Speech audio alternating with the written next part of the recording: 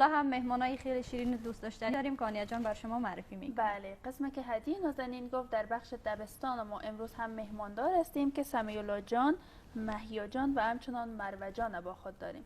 سلام، صبحتان بخیر، خوش آمدین به برنامه ما. صبح بخیر سمیع الله جان. سلام. خوب هستی؟ بخیر آمدی به برنامه ما. صبح بله، بخیر بگو. مروه جان. بخیر. چی حال داری؟ خوب هستی؟ بخیر آمدی؟ بله. آها، و مهیا جان صبح خودت هم بخیر.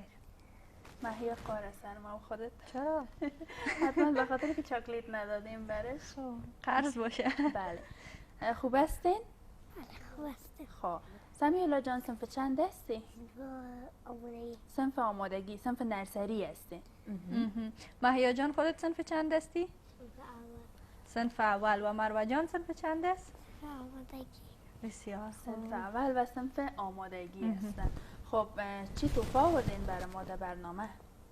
سمیع الله جان خودت چی توفه آوردی به دوستکایت، کسایی که همیال میبینید؟ فکر کنم یک ترانه میخوانه برای مادر بله. جانش. آها، همینطور است سمیع الله جان؟ به بخوان مادر جان ترانه ترانه میخوانی؟ ما میشنویم. بسم الله الرحمن الرحیم. من این دستی کوچک از دست میبرم پیش خدا، با دل پاک و روشنم دعا کنم. دعا آقای خدا خدا خدا بشنو دعاهای من. دعا برای مادرم، دعا و شادی پدرم. نمونه هاستم بده به جان ما وفا بده. آفرین. بسیار زیبا. مروه جان خودت هم فکر کنم یک ترانه آوردی بر ما توفه. بخوان ترانه یکتر. آها، بخوان ترانه ده ما میشنویم از خودت. کسایی بس. که بیننده هست ببینند که چقدر با استعداد است مروه جان. مثل آب باران، آبشار را آفتاب گردان. به بلبل سبززار ببین کنار آبشار. ته مثل توت فرنگی، میوه به این قشنگی. سه اول سریا، دختر خوب و زیبا. جیم جوجه اردک ناز، مشغول آب بازی باش. چه مثل چوب چوبان، نمیزنه چوها. هی حلزون کوچک، میره به سوی اردک.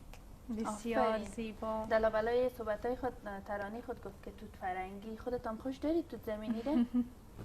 دوست داری. خب مهیا جان چی توفه آورده بر ما؟ شیر؟ بخوان شیرته. مثل آتش و آب، آدم برفی و آفتاب. به مثل باغ بابا، بهار و بوی گلها. به مثل پاییز سر، پرواز یک برگ زد. چه مثل توپ خورشید، سرخ زرد و سفید. چه مثل شمس آخر با نمره های بهتر. چه مثل جوجه جیک جیک، جنگل سبز و تاریک. چه مثل چوب و چنار، چکاوک و چمنزار. چه مثل حوله حباب، حیات حوض پراب. چه مثل خوبی خدا، خندیدن بچه ها. بسیار آفرین. زیبا، ماشاءالله. چقدر زیبا و چه حرفای زیبایی داشتی. بله هدیه جان. کی کمکت کرد مهیا جان که یاد بگیری و حفظش کنی؟ استادت. فکر کنم دیگه دقایق پایانی برنامه است. هدیه جان تشکر از اینکه به برنامه ما تشریف آوردین. پیام دارین به دوستکایتان؟ بگو سمیع الله جان پیامته.